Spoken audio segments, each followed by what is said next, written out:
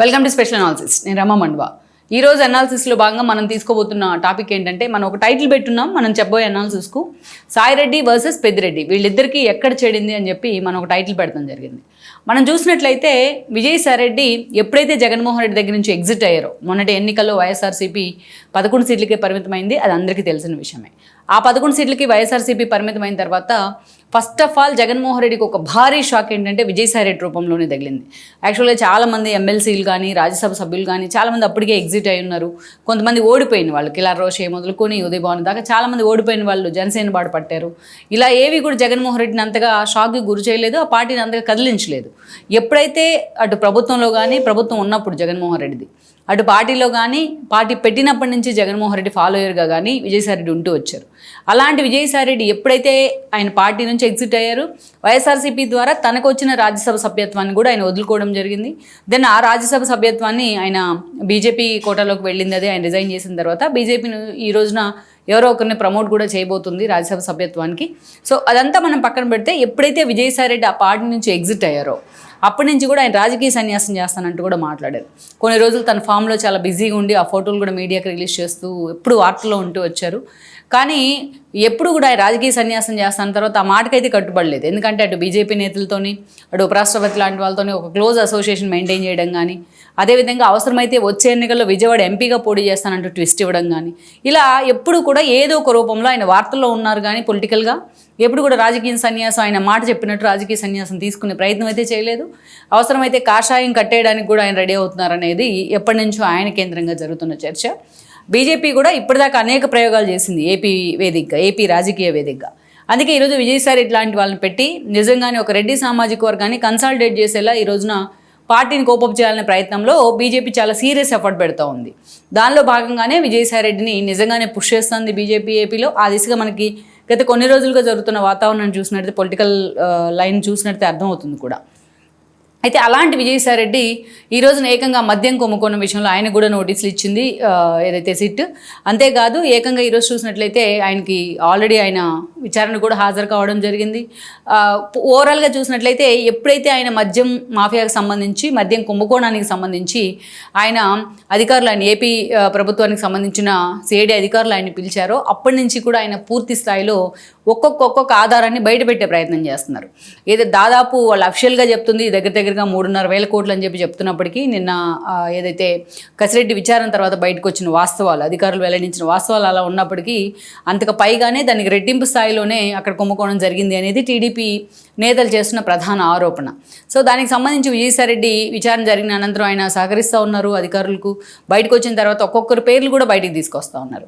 అయితే వీళ్ళందరూ ఒకేతైతే, ఎందుకంటే రాజు కసిరెడ్డి దగ్గర నుంచి తన అల్లుడు సరిచంద్రారెడ్డితో వాళ్ళకి ముందుగా పెట్టుబడి పెట్టించడం దాకా అనేక విషయాలని విజయసాయి రెడ్డి వెల్లడిస్తూ వచ్చారు.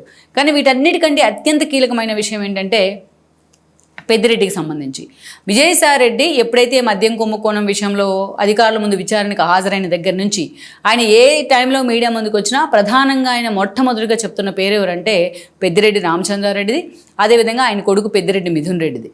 పెద్దిరెడ్డి రామచంద్రారెడ్డి జగన్మోహన్ రెడ్డి క్యాబినెట్లో కీలక మంత్రిత్వ శాఖకి మంత్రిగా పనిచేశారు. అది మంత్రిత్వ శాఖ అనేది ఓన్లీ పార్టీ ఇచ్చిన, ప్రభుత్వం ఇచ్చిన పదవి మాత్రమే, జగన్ ఇచ్చిన పదవి. అన్అఫిషియల్గా రాయలసీమ 4 జిల్లాలకు ఆయన సీఎంగా వ్యవహరించారంటే కూడా అతిశయోక్తి కాదు. అలా పెద్దిరెడ్డికి సంబంధించి ఈ రోజున ఆ స్థాయిలో విజయసాయి రెడ్డి ఎప్పుడైతే వాస్తవాలు వెల్లడిస్తూ ఉన్నారో బయటికి, అటు మిథున్ రెడ్డి కూడా ఇప్పటికే అధికారులు ఢిల్లీ వెళ్ళి కూడా ఆయన కోసం వెతుకులాట చేస్తున్న పరిస్థితి అయితే ఉంది. రేపో మాపో కసిరెడ్డి ఇచ్చిన వాంగ్మూలం తర్వాత మిథున్ రెడ్డి కూడా విచారణకు హాజరయ్యే అవకాశాలు అయితే పుష్కలంగా ఉన్నాయి. ఆయన కూడా అరెస్ట్ చేసే అవకాశాలు అయితే కనిపిస్తున్నాయి. ఇన్ కేసు ఆయన ఎంపీ పదవిలో ఉన్నారు కాబట్టి అరెస్ట్ చేయడానికి లోక్సభ స్పీకర్ పర్మిషన్ ఉండాల్సి ఉంటుంది. ఆ ప్రొసీజర్ కూడా అధికారులు స్టార్ట్ చేసినట్టు మనకు సమాచారం ఉంది. బట్ కారణాలు ఏవైనా కానీ పెద్దిరెడ్డి వర్సెస్ సాయి రెడ్డి అన్న ఒక కీలక పరిణామం గత కొన్ని రోజులుగా మనకు కనిపిస్తూ ఉంది. చాలామందికి ఆశ్చర్యం వేసింది. ఎందుకంటే విజయసాయి రెడ్డి బయటకు వచ్చినప్పుడైనా, పార్టీలో ఆయన సఫికేషన్ ఫీల్ అయినప్పుడైనా ఆయన సజ్జల కేంద్రంగానే ఎక్కువ ఆరోపణలు చేస్తూ వచ్చారు. ఎందుకంటే సజ్జల రామకృష్ణారెడ్డి అండ్ భారతీయ గ్రూప్ అక్కడ సజ్జల రామకృష్ణారెడ్డిని దగ్గరికి తీసుకురావడంలో, జగన్మోహన్ రెడ్డి దగ్గరకు విజయసాయి రెడ్డిని పార్టీ నుంచి పూర్తిగా ఆయన పొమ్మనకుండా పొగబెడతంలో భారతీయదే కీలక పాత్ర అనేది అందరికీ తెలిసిందే అక్కడ. సో అలాంటి సిచ్యువేషన్ నుంచి అధికారంలోకి పార్టీ రాకముందు నుంచి కూడా సజ్జల వర్సెస్ సాయి రెడ్డి అనే గ్రూప్స్ ఉండేవి. లోటస్ పాండ్ కేంద్రంగా ఎంతో ఆధిపత్యపూర్ణ నడుస్తూ వచ్చింది. సజ్జల సక్సెస్ఫుల్గా సలహాదారు అయ్యారు భారతీయ కారణంగా. విజయసాయి రెడ్డి ఉత్తరాంధ్ర పేరుతోనే ఆయన్ని దూరం జరిగారు జగన్మోహన్ రెడ్డికి. ఆ గ్యాప్ని ఎన్కేష్ చేసుకున్నారు సజ్జల. ఏకంగా విజయసాయి రెడ్డి పార్టీ నుంచి బయటికి వెళ్ళిన దాకా సజ్జల పాత్ర చాలా కీలకంగా ఉంది. సుబ్బారెడ్డి లాంటి వాళ్ళు, సజ్జల లాంటి వాళ్ళు అందులో కీలక పాత్ర పోషించారనేది సాయిరెడ్డి చెప్తున్న ఆరోపణ కూడా. అయితే ఆ మాటకు ముందు మాత్రం లిక్కర్ విషయం వచ్చేటప్పటికి, లిక్కర్ కుంభకోణం వచ్చేటప్పటికి విజయసాయిరెడ్డి, పెద్దిరెడ్డి పేరు మాత్రమే తీసుకొస్తా ఉన్నారు. అంతకుముందు జగన్మోహన్ రెడ్డి ప్రభుత్వంలో కీలక మంత్రిగా నెంబర్ 2గా వ్యవహరించిన నేత అంటూ కూడా పదే పదే పెద్దిరెడ్డిని పేరు తెర మీద తీసుకొస్తా ఉన్నారు. తద్వారా మిథున్ రెడ్డి కీలక పాత్ర ఎలా వహించాడు, తన ఇంటికి ఎలా వచ్చారు, ఎలా కూర్చున్నారు అనే మాటలు కూడా బయటికి చెప్తా ఉన్నారు ఆయన. సో ఈ క్రమంలోనే పెద్దిరెడ్డి వర్సెస్ సాయిరెడ్డి అన్న ఒక ఈక్వేషన్ తెర మీదకి వచ్చింది. ఎందుకంటే జగన్మోహన్ రెడ్డి పైకి విజయసాయిరెడ్డి లాంటి వాళ్ళని ఉత్తరాంధ్ర బాధ్యతలు ఇచ్చిన, అదేవిధంగా సజ్జల లాంటి వాళ్ళని సలహాదారులు పెట్టుకున్న, బట్ పెద్దిరెడ్డి మాత్రం చాలా కీలకంగా పార్టీలో వ్యవహరించారు. ఎందుకంటే మిథున్ రెడ్డికి జాతీయ స్థాయిలో వైఎస్ఆర్సీపీని ఎక్స్ప్లోర్ చేయడంలో ఎంత ఎక్స్పీరియన్స్, ఎంత ప్రయారిటీ ఇచ్చారో, ఈవెన్ పార్టీలో ప్రభుత్వంలో కూడా చాలా విషయాలను బ్యాలెన్స్ చేసే బాధ్యతను పెద్దిరెడ్డికి ఇచ్చారు జగన్మోహన్ రెడ్డి. వైనాట్ కుప్పం అనే నినాదాన్ని కూడా పెద్దిరెడ్డి చేతిలో పెడతాం జరిగింది జగన్మోహన్ రెడ్డి.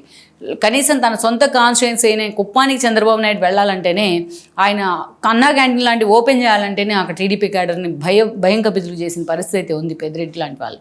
సో ఇక ఇవన్నీ ఒక ఎత్తు అయితే, ఎస్పెషల్లీ తారక రత్న చనిపోయిన సమయంలో విజయసాయిరెడ్డి అటు బాలకృష్ణతోని ఇటు చంద్రబాబు నాయుడుతోని క్లోజ్ అసోసియేట్ కావడం కూడా అప్పుడు పెద్దిరెడ్డి ద్వారానే ఇది ఒక నెగిటివ్ క్యాంపెయిన్ అయితే జరిగింది విజయసాయిరెడ్డికి వ్యతిరేకంగా అనేది విజయసాయిరెడ్డికి ఉన్న సమాచారం. అంతేకాదు చాలా విషయాల్లో సజ్జలతో చేతులు కలిపిన పెద్దిరెడ్డి తన జగన్మోహన్ రెడ్డికి దూరం చేసే ప్రయత్నం చేశారు అనేది విజయసాయిరెడ్డి ఆరోపణ ఎప్పటి నుంచో ఉంది. ఆయన అనుచర వర్గం కూడా ఇదే చెప్తా వస్తుంటుంది. ఇక రాయలసీమకు అన్ని జిల్లాలకు ఆయన ఇన్ఛార్జిగా ఉండి, రాయలసీమ ఎస్పెషల్ అనంతపురం లాంటి జిల్లాలకు ఇన్ఛార్జిగా ఉన్న రాయలసీమ ప్రాంతం మొత్తం కూడా విజయసాయిరెడ్డి గుప్పెట్లోనే ఉండేది. పెద్దిరెడ్డి రామచంద్రారెడ్డి గుప్పెట్లోనే ఉండేది. పెద్దిరెడ్డి రామచంద్రారెడ్డి టికెట్లు కూడా ఫైనలైజ్ చేసేవాళ్ళు, అభ్యర్థులను కూడా ఆయన ఎంపిక చేసేవాళ్ళు. ఇలా ప్రతి ఇష్యూలో కూడా పెద్దిరెడ్డి ఇన్వాల్వ్మెంట్ చాలా కీలకంగా ఉంది. జగన్మోహన్ రెడ్డి ఆయనకి అంతే ప్రయారిటీ ఇచ్చేవాళ్ళు.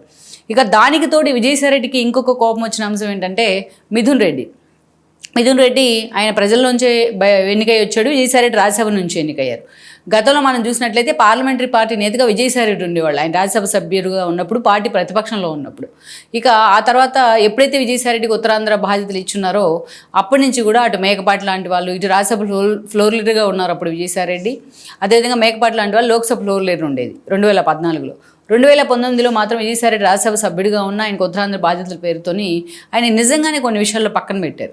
బట్ ఇదే సమయంలో మిథున్ రెడ్డికి జాతీయ స్థాయిలో ఆ పార్టీ కీలక బాధ్యతలు ఇవ్వడం జరిగింది. ఫ్లోర్ లీడర్ బాధ్యతలు కూడా ఇచ్చున్నారు. సో చాలా అంశాల్లో మిథున్ రెడ్డి చాలా కీలక పాత్ర పోషించారు. అంతకుముందు పెద్ద లైజనర్గా పేరుంది విజయసాయిరెడ్డికి, బీజేపీని వైసీపీని దగ్గర చేయడంలో. ఆ ప్లేస్ని మిథున్ రెడ్డి ఆక్రమించారు. సో అటు రాష్ట్రానికి వస్తే పెద్దిరెడ్డి, జాతీయ స్థాయిలో మిథున్ రెడ్డి తనకు అడ్డం పడే ప్రయత్నం చేశారు పొలిటికల్గా అనేక రకాలుగా. అందుకే విజయసాయిరెడ్డికి ఆ ఫ్యామిలీ మీద కానీ వాళ్ళ మీద కానీ ఆ స్థాయిలో ఆ నెగోషియేషన్ అయితే ఉంది. ఆ క్రమంలోనే ఈరోజు వాళ్ళ పేర్లు బయట పెట్టే ప్రయత్నం చేస్తున్నారనేది చాలామంది చర్చిస్తున్న అంశం వైఎస్ఆర్సీపీలో. సో ఓవరాల్గా పెద్దిరెడ్డి వర్సెస్ ఏదైతే విజయసాయిరెడ్డి అనే ఈక్వేషన్ తిరిగి ఎటు వెళ్తుంది, ఇది మిథున్ రెడ్డి అరెస్ట్ దాకా వెళ్తుందా, లేకపోతే పెద్దిరెడ్డికి కూడా ఎత్తబెట్టే ప్రయత్నం జరుగుతుందా అన్నది ఇంకొద్ది రోజుల్లో క్లారిటీ రాబోతోంది. ఈ వీడియో మీకు నచ్చినట్లయితే please share, like and subscribe R24 Telugu.